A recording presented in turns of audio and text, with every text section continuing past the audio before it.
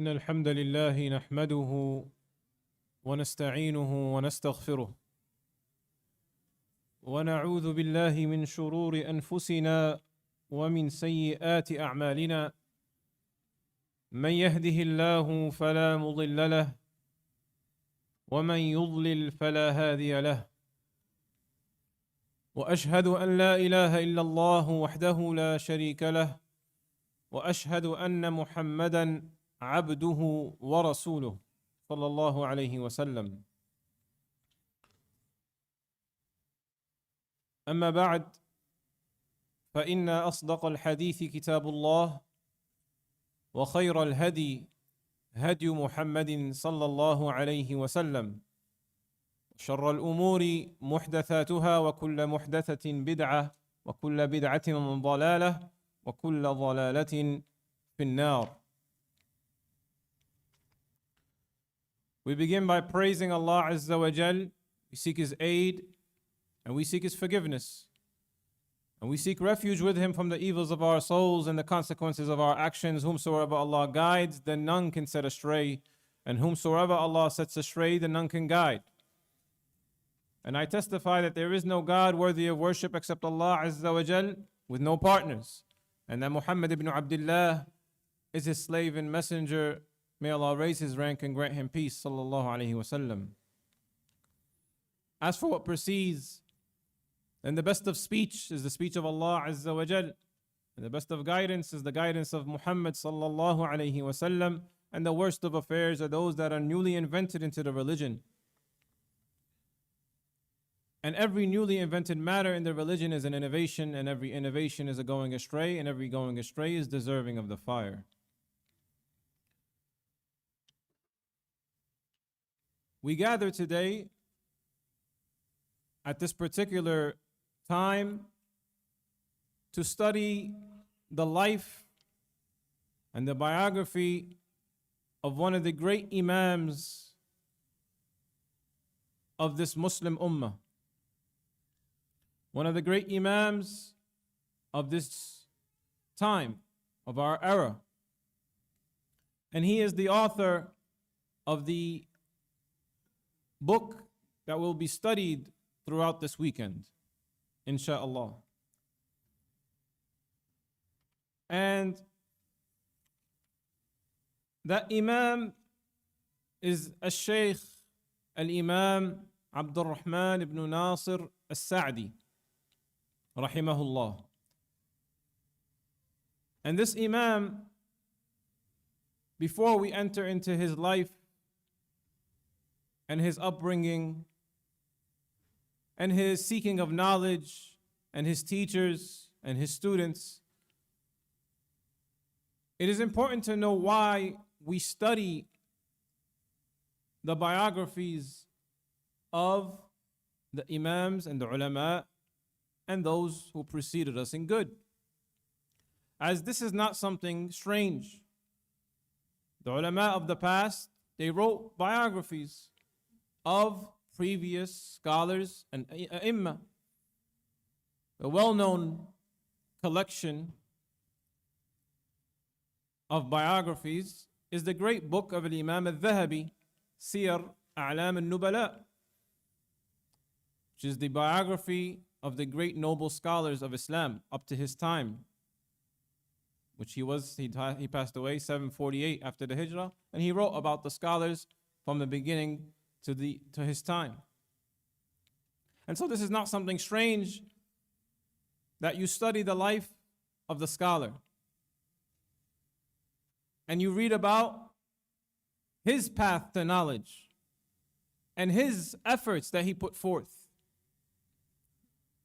نشأته وجهوده وتعلمه وتعليمه. What they focus on regarding these biographies are nash'atihi, how he grew up, his upbringing, who raised him, how was the condition of his household and his surroundings and in his environment, and his ta'allum, how did he seek knowledge, what were the ways that he sought knowledge, his mashayikh, his teachers, And then how did he spread the knowledge? And who became his students? Talamidihi, his students. And what were his books? Mu'allafatihi. So these are the things that people study, the ulama wrote about with regards to the scholars of the past. And we can summarize the benefits of studying the biographies of the ulama into 2 points. Firstly, معرفة مكانة العالم وعظيم شأنه. To know the status of that scholar and his great position in Islam. By way of learning about his efforts and his striving to learn and striving to teach and what he put forth to the ummah, you'll know the status of this scholar. And also, when you read the praise of his peers and his teachers and his students for him, you know the status of this scholar. And this is how the scholars are known, by way of the scholars before them, that they praised them and they mentioned them with good. So this is the first benefit of learning the biography of the ulama, knowing their status. And when you know their status, you know the status of their books and what they have put forth. So you strive to learn from their writings and their teachings. And some of these ai they specialized in certain categories of knowledge, and they became known for certain exemplary characteristics in teaching. For example, our scholar today, Al-Imam Rahman ibn Nasir al-Sa'di, was well-rounded, but he was known for certain things, which was simplifying knowledge, writing books that were simple,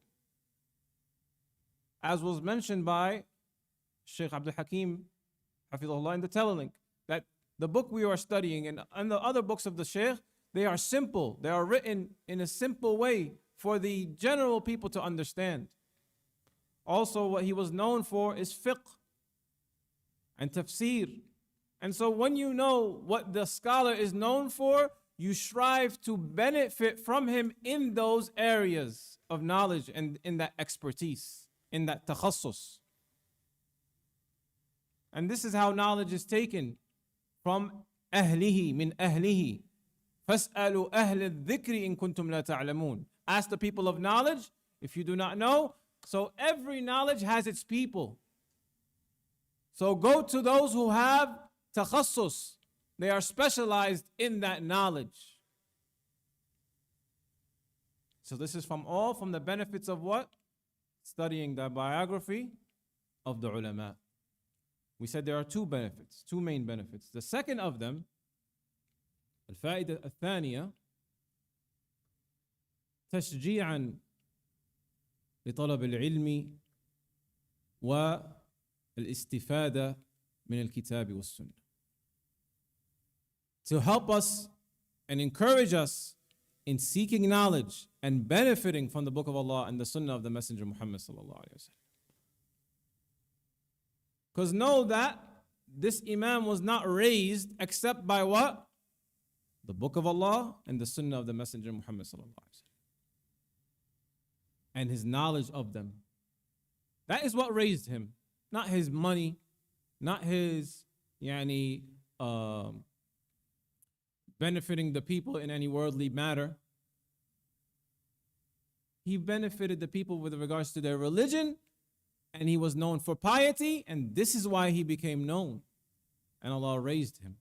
And a person's intent is not to be known, but a person is to be raised in the eyes of Allah Azza wa Jal. This is what he intends, that he has a high status with Allah Azza wa Jal. And when you have a high status with Allah Azza wa Jal, Allah Azza wa Jal raises your status with the people. But the goal is to have a high status with Allah Azza wa Jal. And what raised these ulama is their knowledge.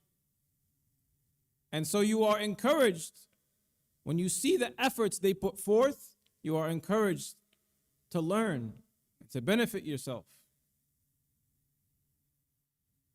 And it doesn't matter where you come from and who you are. The Quran and the Sunnah raises everyone the same. It raises those who take from it and benefit from it. So it's not a condition of race or tribe or land or economic status. That the Quran and the Sunnah, they raise those who take from them and benefit from them.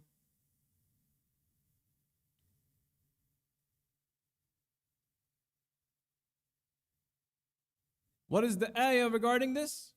That Allah raises those with the Quran and the Sunnah. يرفع الله الذين آمنوا والذين أوتوا العلم منكم درجات. Allah raises those from iman, with iman from amongst you, and those who have knowledge from amongst you. Allah says He raises the people of iman and the people of knowledge from them. Meaning the people of knowledge are raised twice in level over the mu'mineen. They're raised with the people of iman, and then they're raised because of their knowledge. Also, in another ayah, Allah speaks about those who turned away from knowledge. وَاتْلُ عَلَيْهِمْ نَبَأَ الَّذِي آتَيْنَاهُ آيَاتِنَا فَانْسَلَخَ مِنْهَا فَأَتْبَعَهُ الشَّيْطَانُ فَكَانَ مِنَ الْغَاوِينَ وَلَوْ شِئْنَا لَرَفَعْنَاهُ بِهَا. And tell them about the person who was given our ayat, given our knowledge. He had presented to him, ilm was in front of him. He had the ability to learn. فَانْسَلَخَ مِنْهَا. He turned away from it. فَأَتْبَعَهُ الشَّيْطَانُ. So the shaitan followed him and deceived him, and كَانَ مِنَ الْغَاوِينَ. And he was from the lowly. He became from the lowly, meaning what? Not raised. وَلَوْ شِئْنَا لَرَفَعْنَاهُ بِهَا. Allah says, if we willed, and if he was to seek knowledge and benefit from that knowledge, we would have raised him with that knowledge. So this learning the biographies of whom Allah raised and gave status in the ummah, it is encouragement for us to learn. And like we said, it is not a condition that you have to be from a certain race or a certain condition, a status in the society. Allah raises whoever takes from this knowledge, Allah will raise them. There is a qissa in the time of Umar ibn al-Khattab, when he placed one of the individuals who used to be a slave, Ibn Abi Abza, and he placed them upon a position of fiqh and teaching and fara'id because he had knowledge. And they said to him, Umar ibn al-Khattab, you're going to put this individual who is a slave, who used to be a slave, in position of teaching in the front of the people? What did Umar say? He told them the hadith.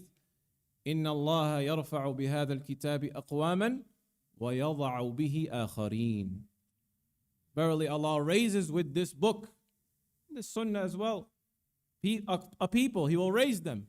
And by way of this book, meaning them turning away, He will disgrace them. So raising of the people comes by way of the book of Allah and the sunnah of the Messenger Muhammad sallallahu alaihi wasallam, and learning it and benefiting from it. So now we will start with the biography of the great Imam Rahman ibn Nasir al-Sa'di rahimahullah. Before we enter into his birth, we have to understand the society and the time and the land where the Imam was born. This is an important part of this biography. In order for you to understand the efforts that the Imam or the scholar put forth in learning, you must understand the environment and the land he was born in. And as we know, the great Imam was born in Unayza. And this city still remains with the same name today in the land of Saudi Arabia. Same name in an area, a larger region called Qasim. And this city is northeast of Medina and northwest of Riyadh. about 5 hours driving from Medina, northeast, and about 2 hours driving northwest, depending on how fast you drive.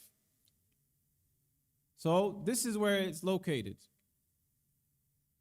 And that general region, which includes Riyadh and Qasim, it is also known as Najd. And Najd means high up, and this is the higher the land elevation rises, and this is why it was called Najd. And all of that is considered Najd. And specifically, he is from Qasim in Najd, and specifically from Qasim, he is from a city called Unayza, which is also the city of the famous scholar Muhammad ibn Salih al-Uthaymeen, who we will get to, who is his student, rahimahumullah. So this is where the Shaykh is from. The Shaykh was born in the late 1800s, 1889, which corresponds to the Hijri 1307, 1307 من الهجرة. We are today 1447 Hijri. So he was born 140 years ago. Understand now the time frame and the period that he lived in. He was born 1889. We will go just to bring it relative to the people's minds of what is in Gregorian, but we will also mention the Hijri as this is what we go by as Muslims. But we will mention just the Gregorian so you understand what else is going on in the world and in the time. The land of Saudi Arabia at that time was not the same land it is today. As we know, the kingdom of Saudi Arabia was started by the pact and the agreement between Shaykh al-Islam Muhammad ibn Abdul Wahhab and the leader and the ruler Muhammad ibn Saud, who was generally from that region. This pact, this agreement between them, Muhammad ibn Saud and Shaykh al-Islam Muhammad ibn Abdul Wahhab, this is what started the first stage of the kingdom of Saudi Arabia. And that was in the 1200 Hijri, which is 100 years before Imam al-Sa'di was born. So we want to say the late 1700s, where the first kingdom of Saudi Arabia was formed. This is its first stage. But it did not have all of the land that it has today. It was certain areas. And not all of the tribes, the Arab tribes, were yet united under the rule of Ibn Saud and Muhammad ibn Abdul Wahhab. Not yet. And so there was three main stages that this kingdom went through. It rose and fell and rose and fell and then rose until it is what it is today. Meaning when we say it fell, meaning it lost some of its land. But it was still there. The children of Muhammad ibn Saud were still in rulership of some lands. So the Shaykh Rahman ibn Nasir al-Sa'di was born in the end of the second stage of the kingdom. Meaning that Malik ibn Abdul Aziz, who was the one who started the third stage, was not yet in rulership. He was not the king yet. And they were going through difficulty, the people of Unayza, in having their own rulership. They were under the rule of other tribes. And there was, as we said, tribes in other parts of the kingdom of Saudi Arabia that were still fighting over land. And there was not unity.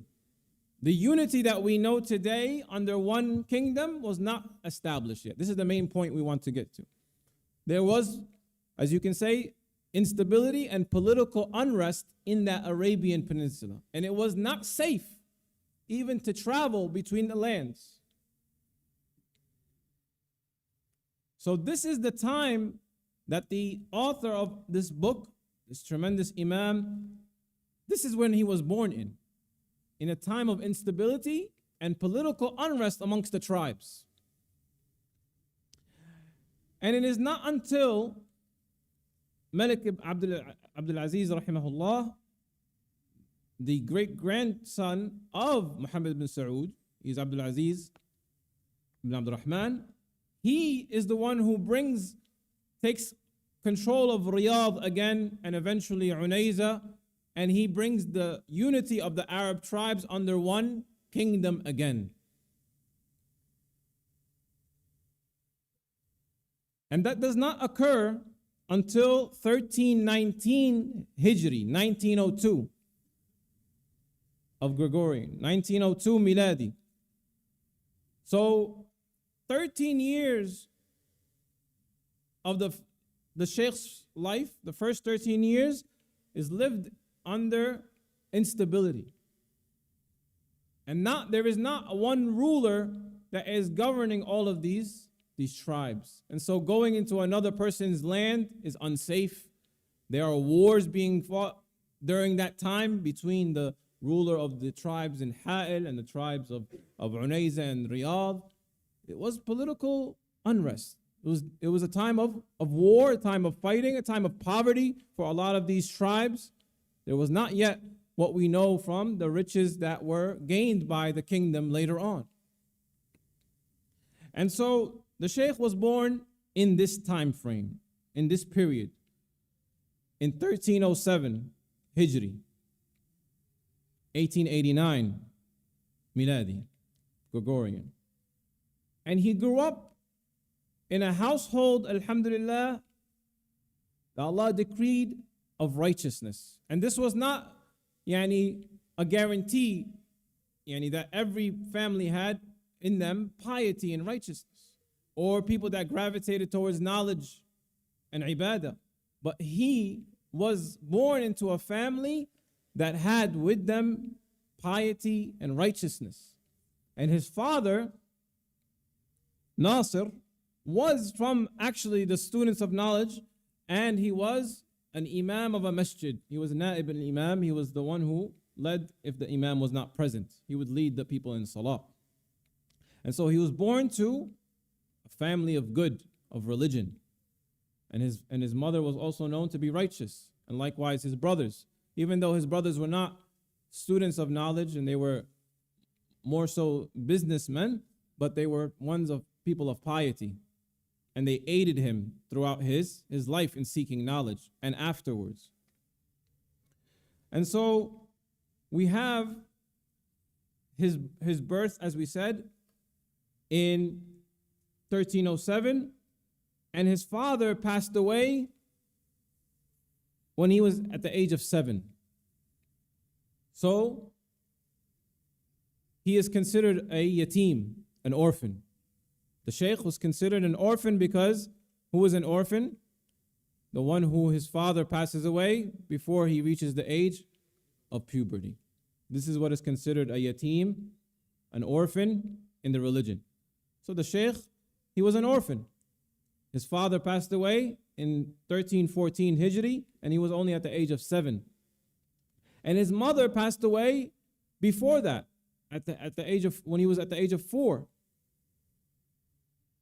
And she was returning from Hajj, and she passed away. As we said, the time was different. It was not the speed train that we know today. Even some of the cars that we know today were not present. A lot of people traveled still on camel and horse. And so it was difficult, the trip to Hajj. Even from within the Arabian Peninsula, Hajj was difficult. And so she passed away on the return from Hajj. So this left him with no parents at the age of 7, rahimahumullah. And his mother, a fact here that is, it plays a role in who becomes his students, and it shows you the connection between these ulama. His mom, her name is Fatima al-Uthaymin. She is from the tribe of Uthaymin. Uthaymin is a tribe, and they both go back. As-Sa'di, the tribe of Sa'di, and the tribe of Uthaymeen, they go back to the bigger tribe of Tamim, Bani Tamim. But Al-Uthaymeen, his mother is from Al-Uthaymeen tribe. And then we will see from his greatest students becomes the great Shaykh Muhammad ibn Salih Al-Uthaymeen. So there is a connection here between all of these tribes in that region. And after his father passed away, he wrote in his wasiyah that his other wife, so he had two wives, his father, his other wife would take care of his son. He wrote this in the wasiyah. And her name was Ruqayya al-Qurashiyya. And she loved Abdur Rahman like she loved her own children. Even though he wasn't her, he was her stepson. But she loved him, as it was mentioned, as her own child, and she gave great concern to raising him and teaching him the Quran, helping him learn the Quran. That it is mentioned that he learned the Quran, memorized it before the age of 12. And this is known amongst the ulama of the past, that they gave concern to the Quran in their early stages. That anybody who wanted to seek knowledge, they gave precedence to the Quran, learning the Quran before everything. You can read in all of the tarajim, all of the biographies of the ulama, you're going to find similar things. Very rarely will you see that the scholar did not memorize the Quran as his first step in learning. And this is an example for us to follow. That when we go to learn and strive to learn, we should give precedence to the Quran. And this early concern with the Quran, and not only memorizing it, but itqan, it was mentioned that he had gave concern to becoming mutqin, becoming well versed in the Quran, and his memory was very sharp in the Quran, and understanding the rules of tajweed, learning how to recite correctly. He gave concern to this. And this, as we know, the Shaykh became a great mufassir. And his tafsir is from the most known tafsir today, Tafsir al-Sa'di. And it's possible, wallahu a'lam, that his concern in his early life with the Quran led to him becoming this great mufassir. He gave great concern to the Quran in the early stages of learning. And when his stepmother, Ruqayya, passed away, he was in the guardianship of his older brother, Hamad. And this is his brother. So the Shaykh, he has two brothers, Sulaiman and Hamad. And this is the brother from the same mother. So he is also Hamad al-Sa'di. And this brother, even though he was not from the students of knowledge, he was from the people of Quran, and he gave concern to memorizing the Quran. So this was something that not only the students of knowledge gave concern to. So a person was a businessman, but he memorized Quran. So he was not generally a seeker of knowledge in the other ulum, but he gave concern to the Quran, and he encouraged his brother, who was 15 years younger than him. Hamad is 15 years older than Abdur Rahman. He encouraged him upon learning the book of Allah Azza wa Jal and the Quran, and spending time in understanding it.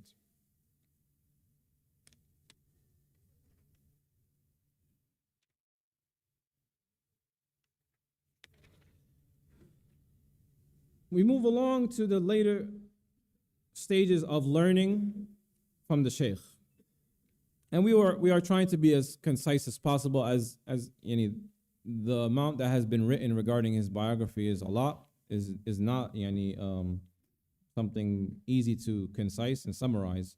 There are this what I have in front of me, this whole volume, most of it is biography. And there are other books, there are thousands of pages probably written about his biography. So we'll try to concise what we can and summarize the most important points regarding his biography. His learning did not entail much travel to other lands. as you know, this is a misconception today that a person needs to travel far to be a talib ilm, to be a student of knowledge, or he needs to go to a certain land or a certain country and he has to seek knowledge from a certain shaykh. But this was, look at the shaykh and how he was. The shaykh, it is not mentioned that he traveled even outside of Qasim for learning. He remained in his area, his general area of Unayza and Burayda. Burayda is the other city in Qasim, major city. And he learned from the scholars and the ulama and the mashayikh that were in his land and those that came to visit that land. This is what he concerned himself with. Sitting with the students, sitting with the teachers that were teaching in the masajid, with the scholars that visited, taking knowledge that was available. This is the point that we want to drive home, that you take knowledge that is available, obviously from Ahl Sunnah wal Jama'ah, the people of the Sunnah, but whatever is available to you at any capacity, you try to take that knowledge. The Shaykh did not say there are no ulama of this certain level and I have to try to go to the other lands of Egypt or the other lands of Hind, which was popular at that time, to go travel to India, which was known for their scholars of hadith. There was travel in that time, but the Shaykh, he focused on benefiting from his land. Who is in his land of the people of knowledge? And from those ulama and mashayikh that he took from, meaning he sat with them physically and sat in their circles, we will mention from them 9 scholars, and then we will mention those who we benefited the most from these 9. Firstly, Shaykh Abdullah ibn Ayyad, and he was from the muqri'een, from the scholars of Quran, and he was from the reciters of the Quran that he learned from him Quran. Also, secondly, Shaykh al-Muhaddith Ibrahim ibn Hamad ibn Jasir. This Shaykh is a great Shaykh, even though he might not be known in the Western world much, but he was a great scholar of hadith. He was a great scholar of hadith, Ibrahim ibn Hamad ibn Jasir, who gave great effort or put great effort in teaching the books of hadith. To the point that Shaykh Sa'di mentions about his Shaykh Ibrahim ibn Hamad al-Jasir that he memorized the Sahihain and he could mention to you the explanation of an-Nawawi for Sahih Muslim at any time. You ask him what's the explanation for Imam an-Nawawi for this hadith, and he knows it off the top of his head. This was the level of his Shaykh Ibrahim ibn Hamad ibn Jasir. And he took from him hadith. So we see the Shaykh was well-rounded because his mashayikh that he took from everyone that was available in teaching. So the Shaykh became strong in the areas of not only Quran and tafsir and fiqh and usul, but also in hadith and in lugha and in other ulum, in other areas of knowledge. And so he took from this Shaykh Ibrahim ibn Hamad ibn Jasir because he was placed as a judge in Unayza. And so he took from the people of his land, he took from the scholars of his land, and he stayed close with them in taking everything that he could from them.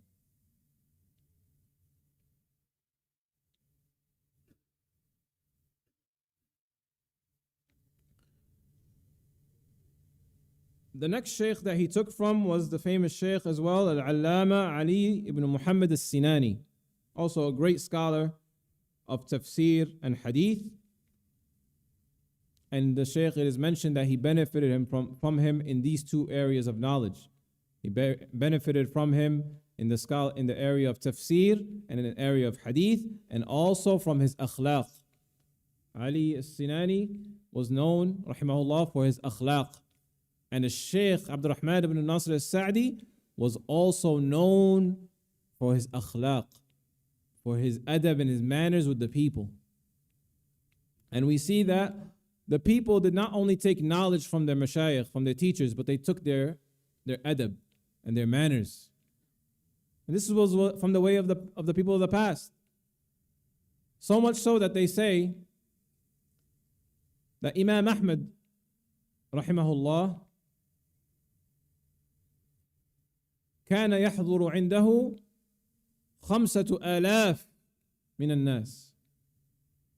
That they used to attend his sittings 5,000 people or more. 5,000 people used to attend his sittings. Only 500 500 يطلبون الحديث. Only 500 of them actually seeking knowledge of hadith. The rest of them seeking the knowledge of his manners and his etiquettes. They just want to learn how he behaves and his manners as akhlaq. That's the only reason they're there. So this was away from the people of the past, that even the laymen, they attended the sittings of the scholars to take from their akhlaq, from their mannerisms. And the Shaykh Abdur Rahman ibn Nasir al-Sa'di benefited tremendously from his teacher's akhlaq. And he became known for his akhlaq and his ta'amul, his dealings with the people, even the regular people. That it is mentioned about him that he did not turn away from speaking to anyone, old or young, rich or poor. No matter their status, he spoke to them. If they had a question, they could approach him. He was approachable. And he was one who was looking to help the people. He'd go out of his way to help the people. As Shaykh al-Uthaymeen himself, rahimahullah, mentions about Shaykh al-Sa'di, that he was one who would, with his hands, physically go and distribute charity to the people, making sure that people had enough food and money to take care of their families. As we mentioned, the time frame that they lived in was not the time as it is today. It was a time of poverty. And so the Shaykh himself, even though he was a scholar, he would take time out of his day and with his own physical hands go and distribute charity and sadaqah to the people. Rahimahullah ta'ala. Also from his scholars, Shaykh Ibrahim ibn Salih ibn Isa. And this scholar was from those scholars who had traveled to Hind, to India and Iraq, and benefited from the scholars over there, and the Shaykh took from him. Also a Shaykh al-Muhaddith Ali ibn Nasir ibn Wadi. And this Shaykh Ali ibn Nasir was a scholar of hadith as well. And he studied also in Al-Hind, in India. And so we see that knowledge and the circles of knowledge and the people that are known for knowledge, they change from time to time, from period to period. Sometimes the knowledge of hadith is most strong in the areas of Afghanistan or Bukhara, and then it became known in Al-Hind, and then it moved to Al-Maghrib, and in different areas of the world. But the true seeker of knowledge, he goes wherever the knowledge is. He seeks it wherever it is.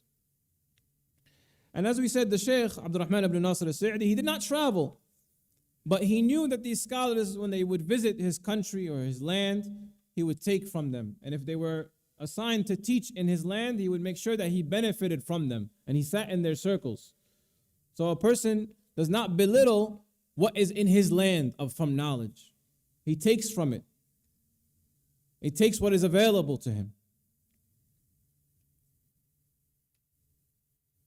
And so he took from this great scholar, Ali ibn Nasir ibn Wadi al-Muhaddith, this great scholar of hadith, who had traveled to India for the science of hadith and the knowledge of hadith, and he took from him. Also from his teachers. And this is from those who he benefited the most, as he benefited from Ibrahim ibn Hamad ibn Jasir, as we said, and in hadith, and he benefited from Ali ibn Sinani, from tafsir and hadith and akhlaq. He benefited from a Shaykh al-Allama Salih ibn Uthman al-Qadi. And this was a great judge in his time. And the Shaykh Abdur Rahman ibn Nasir al-Sa'di, it is said that he stayed learning from him. لازمه قرابة 20 سنة. He stayed with him, learning from him for 20 years, almost 20 years. And this shows you that the Shaykh, he had what is known as jalad, meaning being firm and consistent upon an action. That he does not go from one shaykh, sits for a day or two, and then goes to another shaykh, and then sits for another day, or starts one class and sits for a couple of weeks, and then he goes to a different class, sits for a different week. No, the person who has jalad, who has a firmness and consistency as a talib ilm, he starts something and finishes, and he takes the most that he can from that shaykh. The shaykh he sat with, the Allama Salih ibn Uthman al-Qadi for 20 years. Did not say, I sat 5 years, khalas, it is enough, 10 years, it's enough. No, 20 years he stayed benefiting from him. And وَأَخَذَ عَنْهُ التَّوْحِيد وَالتَّفْسِير وَالْفِقْهِ وَالْأُصُولِ وَالنَّحْوِ. He took from him various sciences of knowledge, the science of Tawheed, the knowledge of Allah Azza wa Jal and His oneness, the knowledge of tafsir, the sciences of Quran, and the knowledge of fiqh and jurisprudence, and the knowledge of usul, and how rulings are extracted, and the knowledge of nahu, the Arabic grammar, and other than that. Also from his teachers was Shaykh al-Allama Muhammad ibn Abdul Aziz ibn Mani', who was a great shaykh in his time, and he benefited from him in Unayza and read upon him books. And this was the way of learning back then, that you would go to the shaykh and ask him to read a book to him that he would explain for you. This was the tariqah of learning in the time of Sa'di and before him.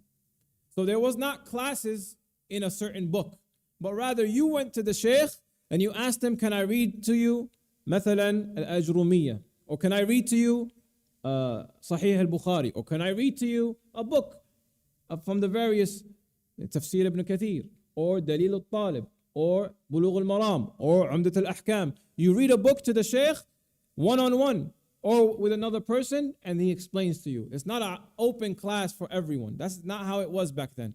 Rather, it is said that Shaykh al-Sa'di was the first to start the way that we know today. That one class for all the people. That there is one book chosen, and it is open for all the people to attend. He is the one who changed the tariqah of learning, because he saw that there was many students, and that he couldn't give the time for everyone individually. And so he opened general classes in certain books. So that we see that he was a game changer in even how learning took place. Shaykh Rahman ibn Nasir al-Sa'di.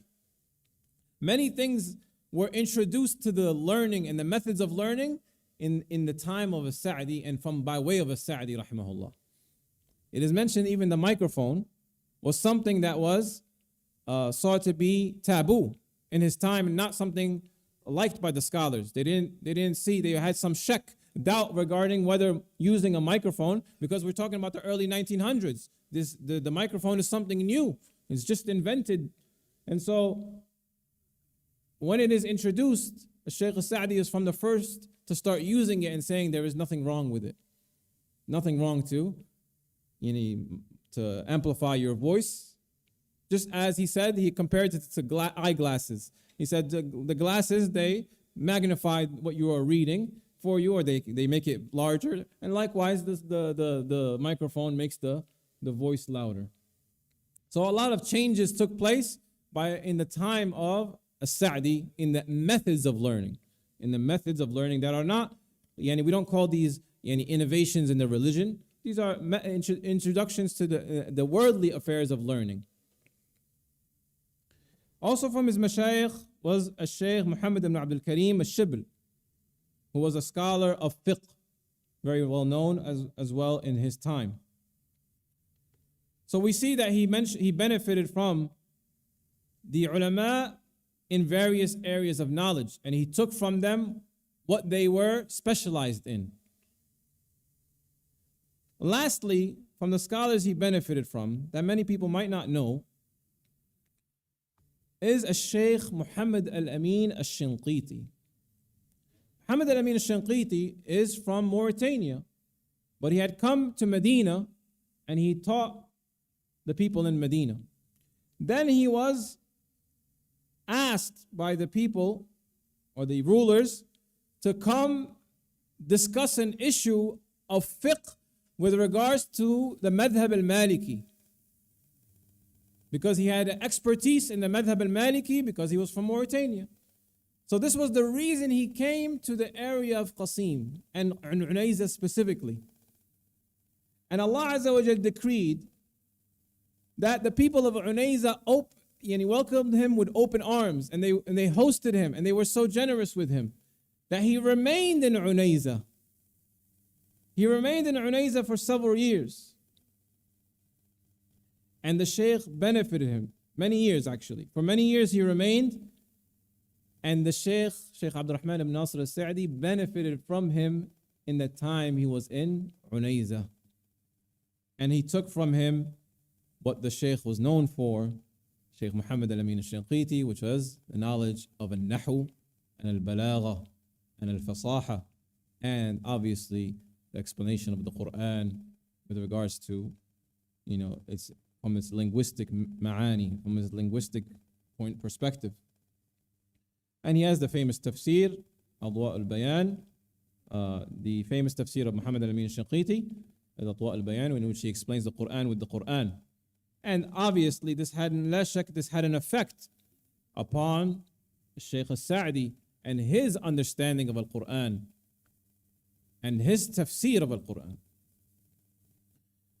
And so these are his mashayikh. We mentioned the main three that he benefited from was Shaykh Ibrahim ibn Hamad ibn Jasir and Shaykh Salih ibn Uthman al-Qadi, and the third can be said it was Muhammad ibn Abdul Karim al-Shibl or Ali al-Sinani. These were the ones lazamahum. He stayed with them for a while and took from them a tremendous amount. And when he learned, he did not suffice with learning and not spreading knowledge. As the way of a Rabbani scholar, a Rabbani scholar is the scholar who learns and teaches. He learns, acts upon his knowledge, and he teaches, as has been mentioned by the Salaf. As Allah Azza wa Jal says, وَلَكِنْ كُونُوا رَبَّانِيِّينَ بِمَا كُنْتُمْ تُعَلِّمُونَ الْكِتَابَ وَبِمَا كُنْتُمْ تَدْرُسُونَ. Allah Azza wa Jal says, to be Rabbaniyun, as you used to learn and teach. So the Salaf, they extracted that Al-Alim al-Rabbani, the scholar who is a Rabbani, he is the one who learned and he acted upon his knowledge and he taught his knowledge. And the effects of that was seen, the teaching. And so the Shaykh al-Imam was no doubt a Rabbani. He was a scholar who was described as a Rabbani because he taught. It is mentioned that he first started teaching at the age of 23. He first started teaching at the age of 23. So he was still a young man and he was teaching the people what he knew, teaching the people what he had benefited from his mashayikh. And from the descriptions that he was given, the characteristics from his as a alim, أنه كان عالما ربانيا عابدا ورعا داعيا إلى الله مربيا.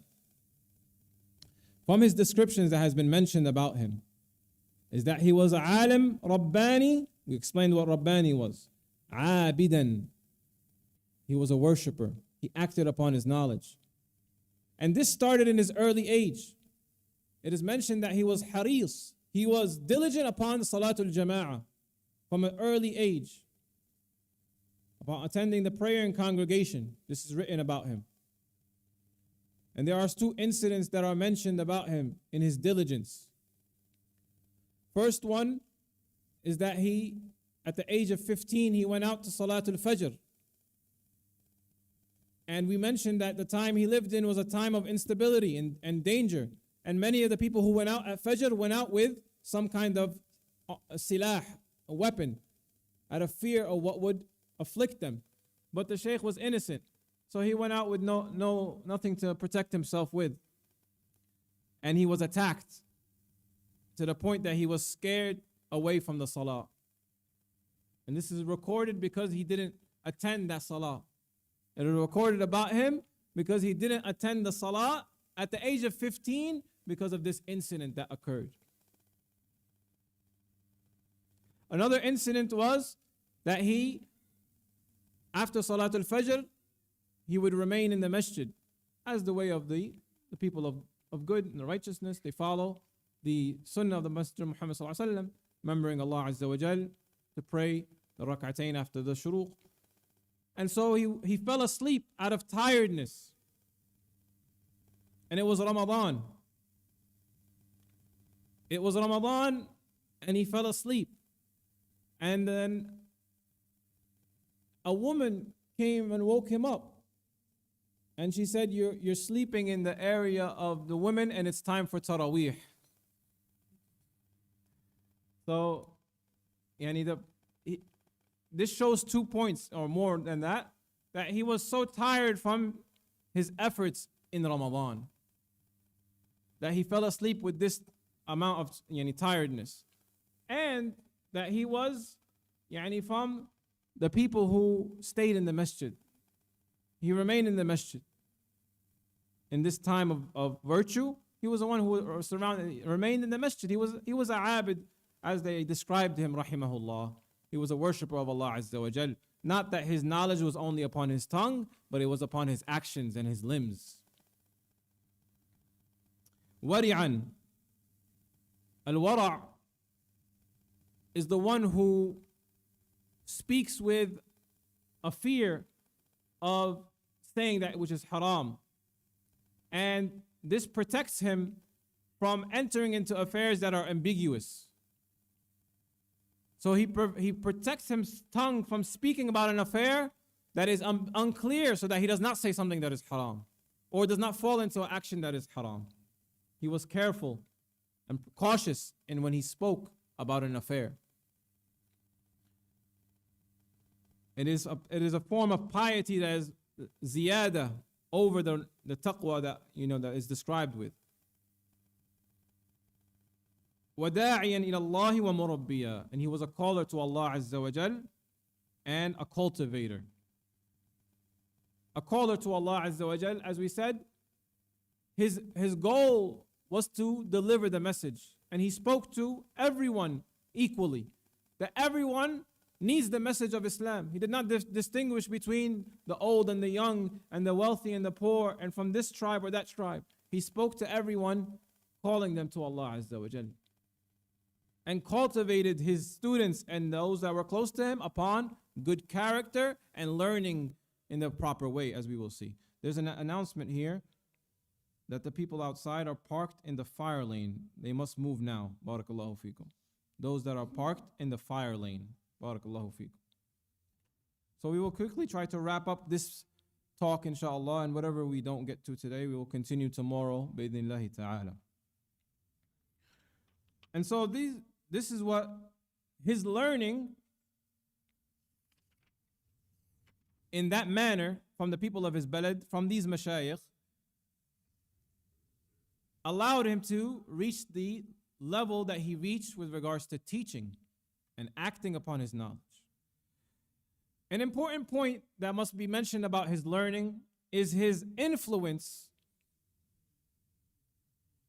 his ta'athur بالإمامين ابن تيمية وابن القيم. That he was greatly influenced by the great Imams, Shaykh al-Islam, Ibn Taymiyyah and Ibn al-Qayyim. And he read their books and he extracted benefits from their books and he memorized some of their books. And at his time, there weren't many publishers and printing houses. So he copied with his own hands some of their books to have a copy of it. And he showed great concern. And he became infatuated and he had a love for their writings. Shaykh al-Islam ibn Taymiyyah and Shaykh al-Islam, his student Ibn al-Qayyim, rahimahumullah. And this is wadih. This is seen in the teachings of Sa'di rahimahullah and in his books and in his writing, especially Shaykh al-Islam ibn al-Qayyim. That it is said that he became Ibn al-Qayyim asrina, that he became the Ibn al-Qayyim of our time in the way that he wrote. In the way that he wrote. And there is a statement regarding him by Ibn Baz rahimahullah in praising him. He says rahimahullah, Shaykh Abdul Aziz ibn Baz rahimahullah في الثناء عليه كان رحمه الله كثير الفقه والعناية بالراجح من المسائل الخلافية. He had an abundance of fiqh, understanding of the religion, and he showed concern with what was most correct from those issues of differing amongst the scholars. So al-masail al-khilafiyya are those issues of fiqh that have a difference of opinion. The one who seeks knowledge and the way of Ahlul Hadith and the way of Ahlul Sunnah is that not that they take just what came from the madhab, but rather they seek what is most correct in accordance to the Kitab and the Sunnah. And there were from those scholars of the past, such as Shaykh al-Islam ibn Taymiyyah and Shaykh al-Islam ibn Qayyim, that were known as muhaqqiqeen, meaning they took from the madhab, but they took from outside of the madhab, and they looked into the issue to find what is closest to the Book of Allah and the Sunnah of the Messenger Muhammad ﷺ in ruling. And this is why they are known, as some of the ulama are known as muhaqqiqeen. And so the Shaykh ibn Baz is describing Nasr al-Sa'di as from these scholars, that he showed concern with what was most correct. He didn't just teach what was in the madhab. He taught what is most correct, even if it opposed the madhab. وكان عظيم العناية بكتب شيخ الإسلام ابن تيمية وتلميذه ابن القيم. And he had great concern with the books of Ibn Taymiyyah and Ibn al-Qayyim. He had great concern for who? The books of Shaykh al-Islam Ibn Taymiyyah and Ibn al-Qayyim. Ibn Baz continues rahimahullah, وَلِذَا قَامَ رحمه الله بشرح وتوضيح كثير من كتب هذين الإمامين كما يتضح في ذكر مؤلفاته. عفوا, this is not from كلام Ibn Baz, this is كلام from the المترجم. So that was Kalam Ibn Baz, that he showed great concern with the books of Shaykh al-Islam Ibn Taymiyyah and the books of Ibn al-Qayyim. And this is seen in his own writings. That Ibn Nasr al-Sa'di, Abdur Rahman ibn Nasr al-Sa'di, the author of the book that we are studying this weekend, he showed how he benefited from those works by following them in their way. And their way was taking from the Salaf, firstly, taking from the pious predecessors, and looking into the issues and seeing what is most correct, and holding on to the statements of the Salaf, the statements of the Sahaba in an affair, even if it opposed the teachings of the madhab, and holding on to the aqeedah that came from the pious predecessors, even if it opposed the lands that they were in. This was their way, and this is how Abdur Rahman ibn Nasr al-Sa'di rahimahullah was. So he followed the Salaf, and he gave importance to the aqeedah of the Salaf. And he wrote like Ibn al-Qayyim rahimahullah in his style. يقول الشيخ عبد الله بن العقيل, from his students Abdullah ibn Aqil rahimahullah, he says about him, كذلك مع ما أعطيه الشيخ عبد الرحمن من الفهم والدأب على طلب العلم والعكوف على كتب شيخ الإسلام ابن تيمية وتلميذه ابن القيم فقد استفاد من ذلك وفتح الله له هذا الفتح العظيم ولا شك أنه فتح من الله تبارك وتعالى. Shaykh Abdullah ibn Aqil, which is from his main students, as we will mention in his students, he says, not only was he given, the Shaykh Abdur Rahman ibn Nasr al-Sa'di, an understanding and a strong striving to learn, but he was also giving this benefit of seeking out the books of Shaykh al-Islam ibn Taymiyyah and his student Ibn al-Qayyim and benefiting from it. Benefiting from them. And this one, no doubt, was a a gift from Allah Azza wa Jal for him. And no doubt that it is a great gift that Allah Azza wa Jal gifted him with. The ability to have, firstly, access to these books and to benefit from them and to take on their way in benefiting from them and produce books and authorships that are written for our time with the same ilm, the knowledge that they conveyed. As we know, the knowledge of Shaykh al-Islam Ibn Taymiyyah and the knowledge of Ibn Qayyim in some of their writings might be difficult to attain from reading it. So he simplified their knowledge in writing that is appropriate for the time. And he extracted the benefits for us to understand in our time. Perhaps we suffice with that for today, as there is another talk after us. And we will go into tomorrow his legacy in teaching and his students, rahimahumullah, and the books that he authored, the books that he put forth to the ummah, and those that we are from them that we are studying today or this weekend, التوضيح والبيان شجرة الإيمان. So may Allah Azza wa Jalla allow us to benefit from his biography. May Allah allow us to benefit from his works. ربنا آتنا في الدنيا حسنة وفي الآخرة حسنة وقنا عذاب النار. وصلى الله وسلم على نبينا محمد وعلى آله وصحبه أجمعين.